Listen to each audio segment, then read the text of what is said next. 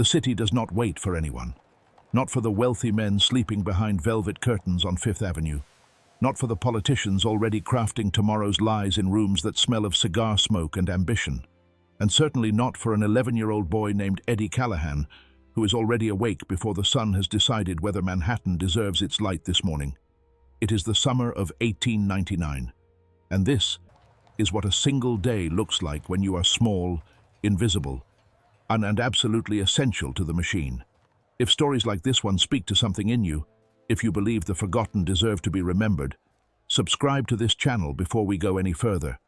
Every single subscriber tells the algorithm that history matters, that the children who built this world deserve more than a footnote. Hit that button now, and let's walk into 1899 together. The lodging house on Duane Street costs 5 cents a night.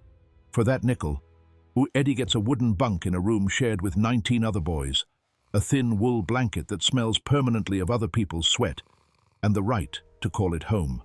The building is run by the Newsboys Lodging House, a charitable institution that opened its doors in 1854 because someone finally noticed that hundreds of children were sleeping on iron grates and in doorways across the city, using newspapers as blankets against the cold. Tonight, or rather, this early morning, and because the difference barely exists in this life, Eddie has not slept more than 4 hours. The boy in the bunk above him coughed through the night. 2 others fought over a pair of boots near the door. Somewhere down on the street, a horse cart clattered over cobblestones, and a man shouted something in Italian that echoed off the brick walls and disappeared into the dark. Eddie sits up, reaches under the mattress, pulls out a small cloth pouch and counts what's inside by touch alone, the way a blind man reads his only book. 37 cents. 37 cents is everything. 37 cents is today. He dresses without lighting a lamp. He knows where everything is. Trousers, shirt, suspenders, cap. The cap is important. The cap says Newsboy before he opens his mouth. He is out the door by 4:30 in the morning, and the city is already breathing. New York in 1899 does not sleep so much as it shifts. The night workers are coming in as the day workers go out.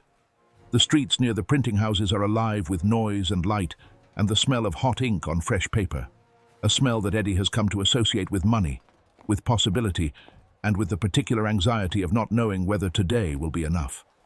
The newspaper distribution centers, called circulation offices, are located near Park Row, a stretch of lower Manhattan that journalists call Newspaper Row. This is where the giants live. The New York World, owned by Joseph Pulitzer, and the New York Journal, owned by William Randolph Hearst, and a dozen others, all competing for the same readers, all printing the same wars and scandals and baseball scores and society gossip that New Yorkers devour every single morning. Eddie's destination is the World Circulation Window.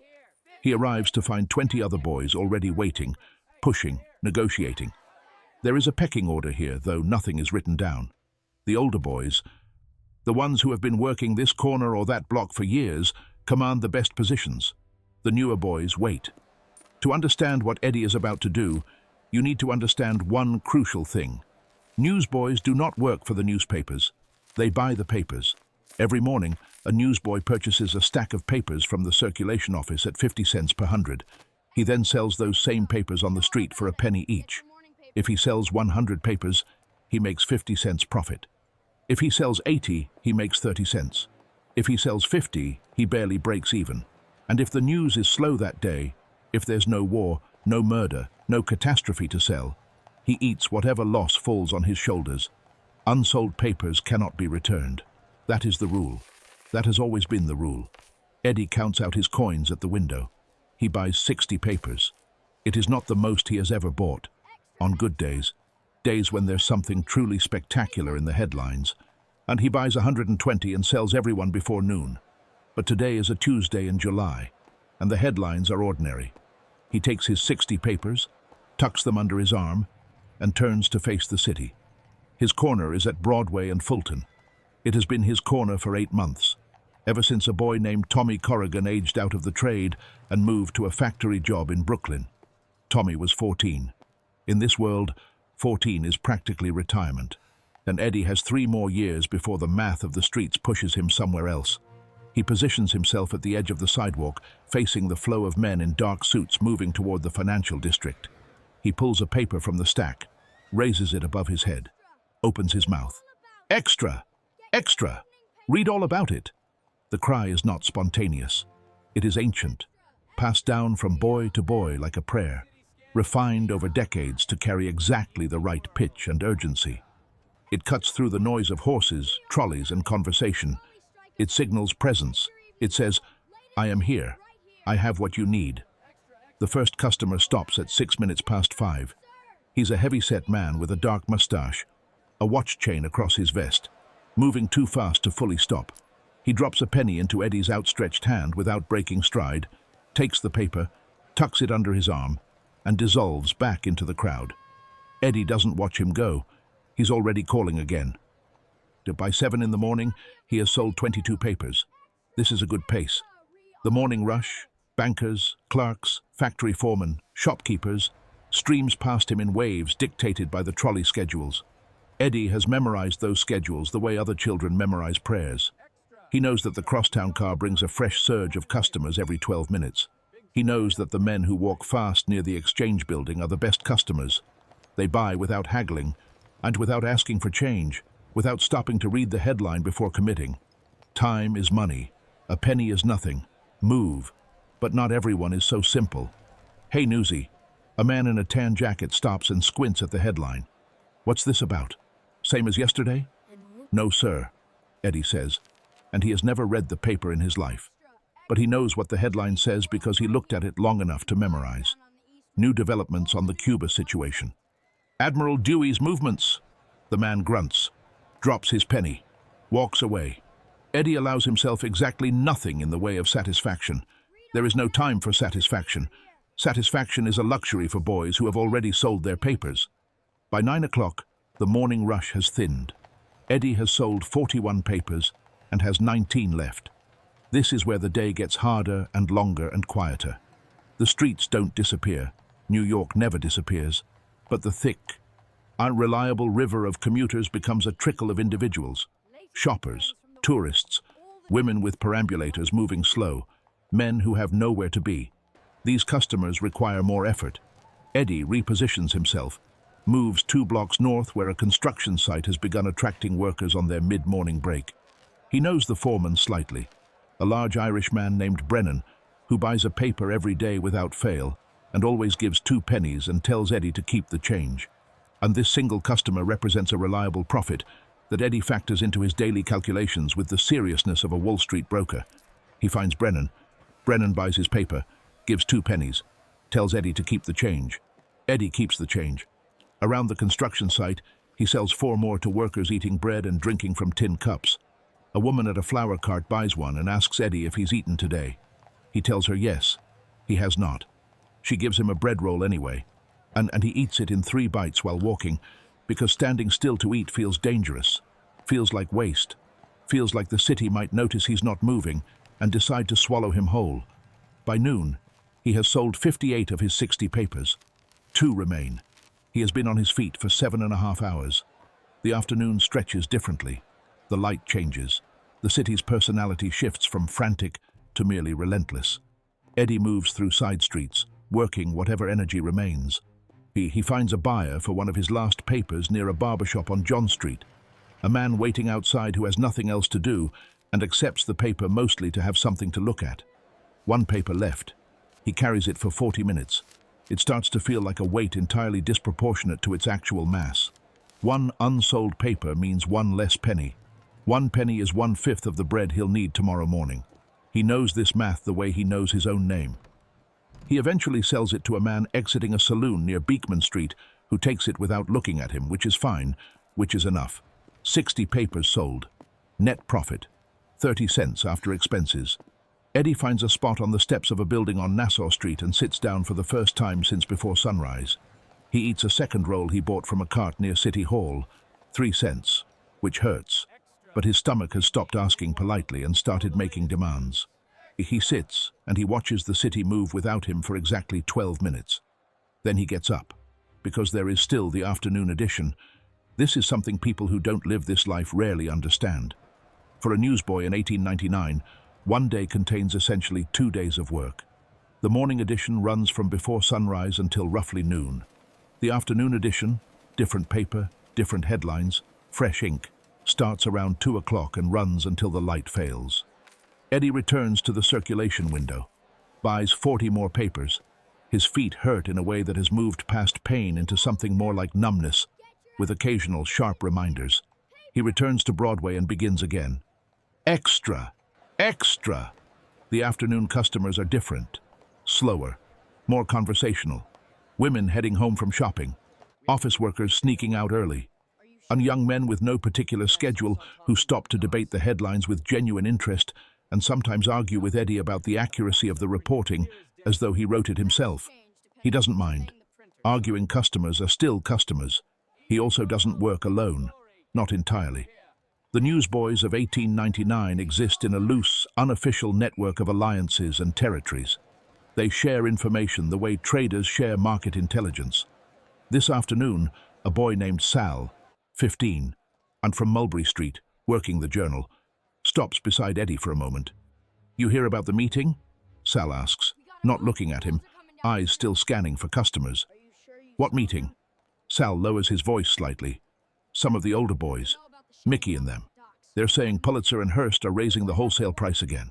5 cents per 100 more, starting next week." Eddie says nothing for a moment. He does the math automatically. To 5 cents per 100 means selling the same number of papers for less profit, or selling more papers just to stay even, or eating less, or sleeping in a doorway instead of the lodging house. "They can do that?" he asks. Sal gives him the look of a boy who has learned, the hard way, that the people who own the presses can do almost anything they want. "They did it during the war," he says. "Raised the price then. Said it was because they were printing more pages. I said they'd bring it back down when the war ended." He pauses. "War ended 14 months ago." Then Sal moves off down the block, calling his headlines, and Eddie is left standing there with a stack of afternoon papers and something new burning in his chest. Something that is not quite anger yet. Something that is still becoming. It will become anger. History knows this. What Eddie and Sal and Mickey and the 1,000 other newsboys across Manhattan are beginning to feel in July of 1899 is the first tremor of something larger. Within days, within the very week of this single ordinary Tuesday, the newsboys of New York City will go on strike. They will refuse to buy papers from Pulitzer and Hearst. They will organize picket lines. They will block distribution wagons. Boys as young as 9 and 10 years old will stand in the street and face men twice their size and say, with a conviction that no one taught them and no one handed down, "This is not acceptable. We will not sell your papers until you change the price." The strike will last weeks. It will spread to other cities. It will capture the attention of the very newspapers whose distribution it is disrupting, which creates an almost poetic irony. The newsboys force the press to cover the newsboys. And Pulitzer and Hearst will not fully surrender. They will not lower the wholesale price, but they will agree to buy back unsold papers. For boys whose entire economic vulnerability rested on the terror of unsold copies, this is not nothing. This is, in fact, significant. This is the system acknowledging that it cannot simply extract without limit from those at the very bottom of it. But that is still a few days away from this particular Tuesday. Right now, Eddie is selling his 37th afternoon paper to a man near the Brooklyn Bridge approach who seems genuinely interested in the late developments in the yacht racing coverage. Right now, Eddie's feet hurt, and his voice is hoarse, and the light is starting to go golden and long the way it does in New York in summer, that particular quality of late afternoon, where even the smoke and soot look almost beautiful. He sells his 40th paper at 6:40 in the evening. To a woman he's never seen before who gives him a nickel and waves away the change and doesn't even take the paper, just walks on. He stands holding the nickel for a moment, turning it over in his fingers. Then he puts it in his pouch with the rest. The count at the end of the day: 100 papers sold, 60 in the morning, 40 in the afternoon. Total revenue, $1. Total cost, 50 cents for morning papers, 20 cents for afternoon. Total expenses, 3 cents for a bread roll. I net approximately 27 cents profit, 27 cents, for one of the better days, for 13 hours of standing and walking and shouting in the summer heat of lower Manhattan. He stops at a cart near the Fulton Fish Market and buys a bowl of soup for 4 cents. He stands at the cart and eats it and watches the last light leave the harbor, watches the boats move dark against the pale water. He watches the city begin its transformation from the version that belongs to business into the version that belongs to something else entirely, something louder and stranger and more dangerous. He is 11 years old. He is not extraordinary by any measure that the year 1899 has available for measuring boys like him, and yet there is something in the way he stands there, bowl in both hands, watching the harbor. That carries a kind of dignity so enormous and so unannounced that it fills the space around him without asking anyone's permission. He is a child who has already learned the weight of money and the arithmetic of survival, and the specific loneliness of being necessary and invisible at the same time. He is a child who will, in a few days, stand in the street alongside hundreds of boys like himself and refuse to move. Not because someone told him to, not because he read about it in a history book or attended a lecture on labor rights, but because something in the basic human architecture, even in the smallest and most overlooked of us, eventually reaches a point where it says, enough. The Newsboys Strike of 1899 is not remembered the way other labor actions are remembered. There are no monuments to it. The names of most of the boys who participated have been lost. Eddie Callahan, if he existed under that name at all, I left no record that survived. But the event itself survived. The act survived. The image of children organizing, refusing, demanding, that survived. And in a way, it always will. Because stories like this one are not really about the past. They are about the permanent, recurring fact of ordinary people discovering, usually at great personal cost, that they are not as powerless as they were told. And they are about the specific moment when someone who has been told their entire life that they don't matter decides quietly and completely that they do. If this story moves something in you, leave a comment below and tell me what it made you think about. History is not a closed book. It is a conversation, and your voice belongs in it. If you want to keep following these journeys into forgotten corners of the past, subscribe to this channel and ring the notification bell. And every video is a door into a world that was real, that mattered, and that is worth remembering. This was one day, one Tuesday in July, 1899. One boy on a corner in Manhattan, holding a paper above his head, calling into the noise. His voice has been gone for over 100 years, but for a few minutes tonight, it carried.